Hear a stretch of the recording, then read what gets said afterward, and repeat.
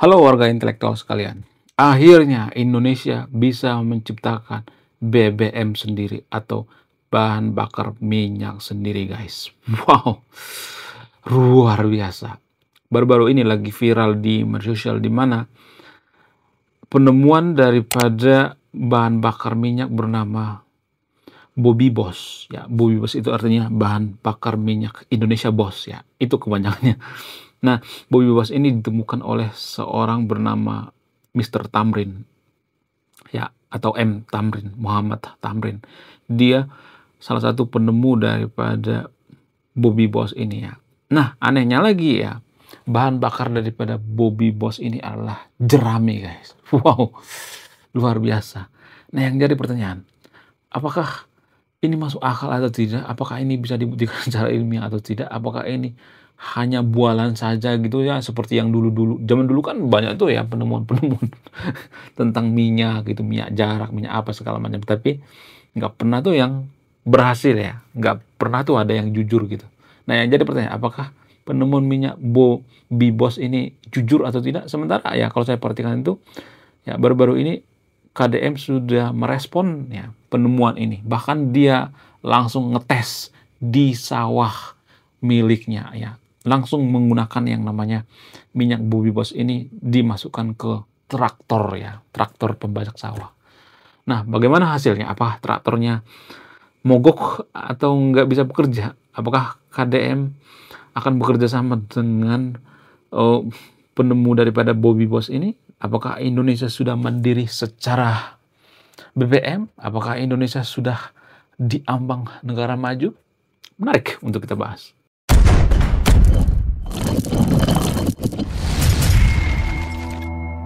Jadi Bobby Boss ini sebenarnya sudah lama penelitiannya guys ya. Sudah lama banget ya, ada sekitar 10 tahun lebih ya. Yang meneliti pertama kali ini adalah M. Tamrin atau Muhammad Tamrin. Sebenarnya background daripada Muhammad Tamrin ini tidak ada hubungannya dengan teknik gitu ya, perindustrian gitu, nggak ada. Jurusan daripada Muhammad Tamrin ini adalah jurusan hukum guys.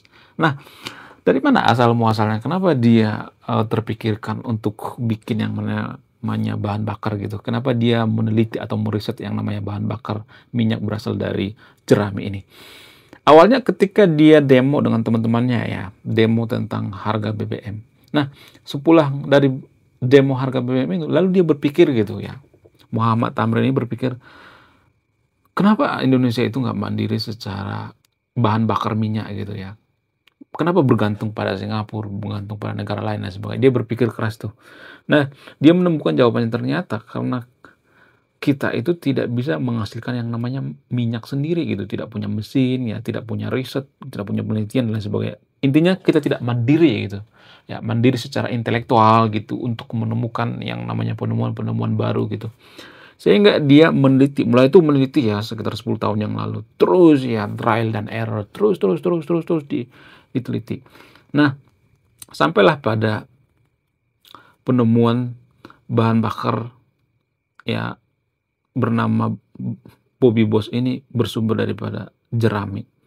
Ya, jerami ini ternyata mengandung yang namanya semacam zat etanol ya.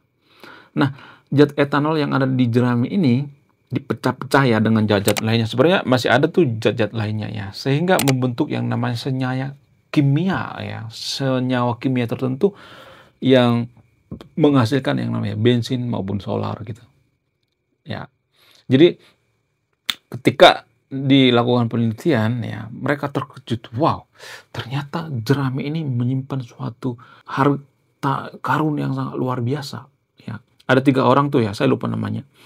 Sebenarnya awalnya hasil penelitian ini sudah dicoba ya dipublikasikan sama pemerintah. Namun pemerintah kan biasanya kan berbelit-belit ya, ada aturan ini, aturan itu segala macam gitu ya.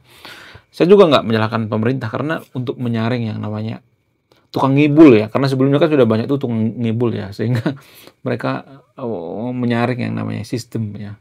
Sehingga KDM mendengarkan berita ini lalu dia menyambut ya, bak gayung bersambut.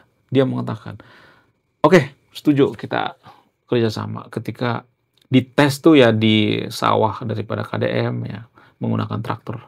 Dan ajaibnya ketika bensin dikuras lalu dimasukkan yang namanya Bobby Boss ini dan ceder, boom ya, langsung menyala. Mantap jiwa. Nah, yang jadi pertanyaan, apakah ini benar atau tidak? Sejauh ini saya melihatnya cukup meyakinkan ya, karena saya juga nanya tentang bahan bakar jerami ini terhadap AI. Apa kata AI? AI mengatakan sebenarnya ada ya unsur daripada etanol atau metanol itu di jerami ya.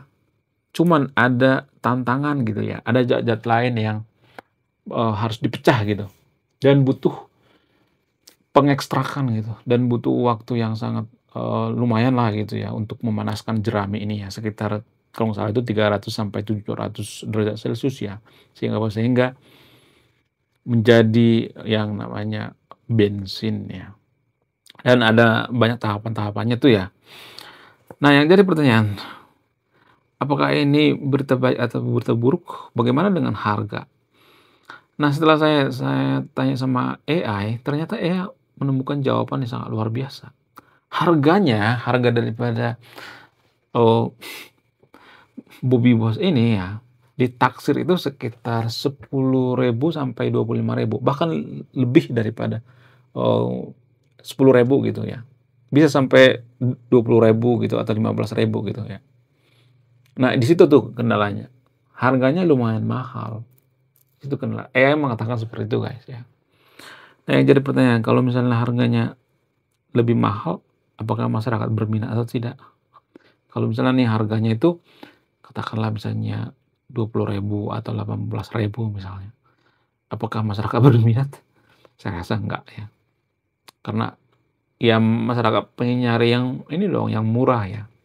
Saya juga nggak tahu ya apakah nanti bisa ditekan sampai harganya 7.000, 6.000 atau 5.000.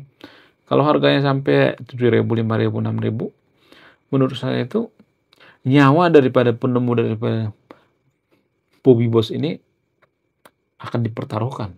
Karena apa? Karena mafia-mafia daripada minyak itu akan marah, guys. Akan gentar, guys. Jadi mafia minyak itu ada tahu sebenarnya tanpa kita sadari. Dulu tuh ada penemuan ya di luar negeri, saya lupa namanya. Nah, dia menemukan ada bahan bakar bersumber dari air ya. Bayangkan ya, bahan bakarnya itu air. Lalu dia dibunuh, guys, di apartemennya.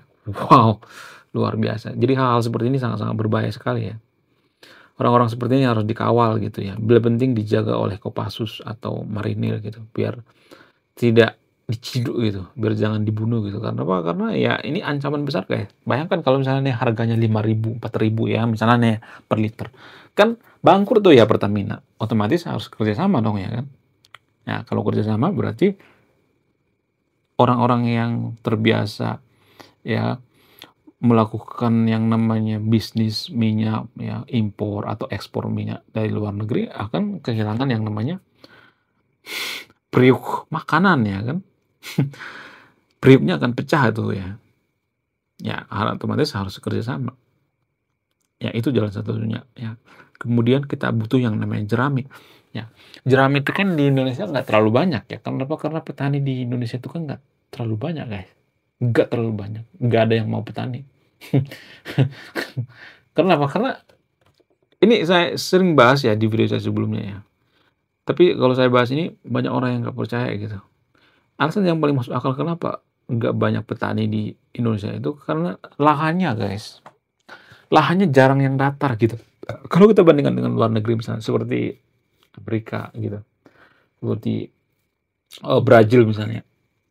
Ya, kalau di sana itu ya kalau kita perhatikan tuh lahannya itu kan sangat-sangat datar sekali gitu sehingga pengerjaan lahan itu sangat mudah. Ya, menggunakan traktor, menggunakan apapun itu ya, karena lahannya sangat datar sekali. Ya, berhektar-hektar datar. Sementara kan di Konoha kan jarang lahan yang datar gitu. Kalau kita perhatikan sawah-sawah kita itu kan sawahnya itu ada yang ngejomplang gitu ya, ada yang jemping gitu ya, ada yang nempel di gunung gitu, nempel di batu ada dan segala macamnya. Gimana mau masuk traktor coba? Jadi ini menyulitkan untuk para petani-petani gitu. Saya tidak menyalahkan petaninya ya, saya tidak menyalahkan petaninya. Saya tidak mengatakan bahwa petani kita itu malas ya. Ya walaupun banyak juga yang malas. Ya gini guys ya, petani kita itu kan makin hari makin berkurang itu karena banyak faktor sebenarnya. Faktor yang paling mempengaruhi itu ya seperti yang kata tadi itu ya. Cost daripada pertanian kita itu sangat mahal sekali. Kenapa? Karena lahannya tidak datar. Kalau datar kan bisa menggunakan traktor tuh ya. Cepat gitu pengerjaannya. Sementara kan di Konoha kan sawah-sawah kan nggak seperti itu ya. Itu yang pertama. Kemudian perhatian dari pemerintah kurang ya. Pupuk mahal. Kemudian apalagi nggak bisa bersaing dengan negara lain gitu ya. Seperti Cina misalnya ya. Vietnam, Thailand misalnya. Karena gini guys ya. Kadang kala ya kalau misalnya nih kita beli beras dari luar negeri itu lebih murah banget gitu. Kadang sampai 50% gitu perbedaan harganya daripada harga yang ada di Nusantara gitu ya. Saya juga nggak tahu bisa seperti itu ya. Kenapa beras yang di luar negeri itu lebih murah gitu. Alasan yang paling masuk akal tuh kalau saya perhatikan itu karena mereka punya cost yang sangat rendah ya. Mengerjakan sawah, lahan gitu. Mereka sudah menggunakan mesin gitu, tidak menggunakan kuli lagi ya. Kalau di Konoha kan ya masih megang cangkol gitu, dicangkolin gitu. Ya. By the way, dulu saya sering ke sawah guys ya, sering cangkol juga ya. Jadi saya ngerti gitu gimana capeknya jadi petani. Makanya saya nggak mau jadi petani. Ya. Ya mungkin ya kalau misalnya umur 50 tahun, 40 tahun ya bisa aja jadi petani. Kita nggak tahu kan. Who know ya kan. Atau mungkin 10 tahun lagi atau 5 tahun lagi jadi petani, kita nggak tahu kan. Ya, ya nggak sih? Menurut kalian gimana? Coba tulis komentar ya.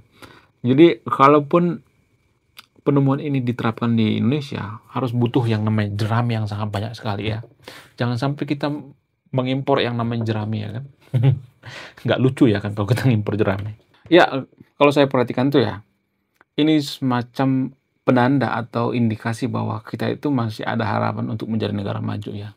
Asal ya, asal kita itu jangan terlalu ini ya, terlalu bodoh gitu, dibodoh-bodohi oleh asing gitu. Intinya sebenarnya ya, kalau saya perhatikan tuh ya, saya itu sebagai content creator kan sudah lumayan lama ya. Jadi kalau saya perhatikan tuh ya, kita itu nggak mandiri secara intelektual guys. Itu sebenarnya permasalahan kita. Nggak mandiri secara intelektual. Ya, kebenaran kita itu kita tempatkan pada orang lain gitu. Kalau misalnya saya bahas tentang ini pasti saya dikata-katain, "Sok tahu lu." Ya emang lu penemunya? Ya enggak kan saya bisa baca gitu ya, ada datanya gitu. Jadi kita itu menempatkan kebenaran itu pada sosok-sosok tertentu gitu, bukan, eee, kebenaran itu ya pribadi masing-masing gitu, bukan seperti itu maksudnya. Kebenaran itu kan ada datanya, ada faktanya gitu, bukan melekat pada orangnya gitu. Kadang kala kan orang itu kan bisa bias gitu ya, bisa juga dia salah ya kan. Jadi kita tuh nggak boleh menuhankan sosok gitu. Saya melihat di Konoha itu banyak orang menuhankan sosok sehingga kita mudah dikontrol gitu. Ya bayangkan kalau kita dalam berpikir saja kita nggak mandiri gitu, gimana kita mau merdeka coba? Pantasnya kita dijajah ya kan. Ya dalam hal apapun kan dijajah kita, dalam ekonomi dijajah, ya kemudian dalam semua hal ya pangan dijajah ya. Semua hal kita dijajah, teknologi dijajah. Kenapa kita dijajah? Karena kita nggak mandiri, guys. Nggak mandiri secara intelektual. Ya. Contoh misalnya nih, kita nih ya, oh, mau meneliti misalnya. Kadang-kadang kita nggak pede gitu ya. Kita berpikir, oh penelitian orang lain lebih bagus. Oh ini peneliti yang bagus gitu. Lalu kita mengkultuskan penelitinya gitu. Ya, lalu kita menyembah-nyembah gitu ya. Lalu kita menuhankan ya.